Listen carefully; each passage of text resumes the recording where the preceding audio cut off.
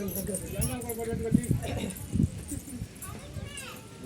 భూపాయ కాలనీలో నాయుడుపేట మున్సిపాలిటీలోకి అధ్వానం ఉన్న పరిస్థితి ఉంది.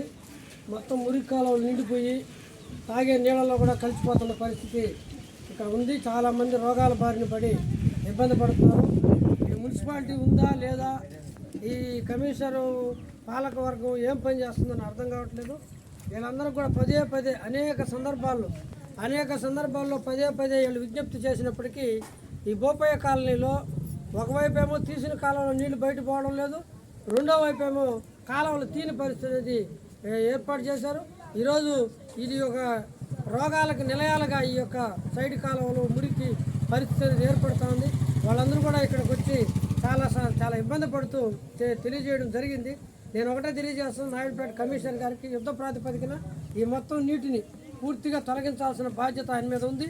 తొలగించి వాళ్ళకి ఆరోగ్యాలు కాపాడాల్సిన బాధ్యత ఉంది. ఇక్కడ అందరూ కూడా ఎస్టీలు, గిరిజనులు, దళితులు, బలహీన వర్గాల ప్రజలు నివాసం ఉండే ఈ కాలనీలో ఇటువంటి పరిస్థితి పట్టించుకోకపోతే మీరు పన్నులు చెల్లించుకుంటూ ఉన్నారు, పన్నులు కట్టించుకుంటున్నారు.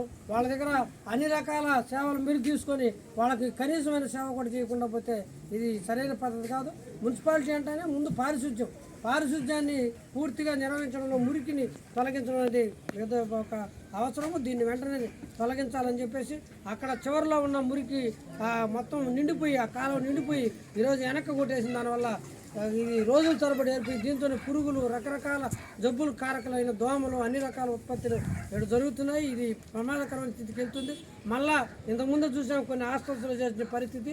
ఈ పరిస్థితి కొనసాగితే వీరు చాలా భారీ మూల్యం చెల్లించుకోవాల్సి వస్తుంది. కాబట్టి కమిషనరు, పాలకపక్షం ఈ వెంటనే స్పందించి భూపాయ కాలనీలో ఈ మురికి సమస్యను పరిష్కరించాలని చెప్పేసి సిపిఎం తరఫున నేను డిమాండ్ చేస్తాను.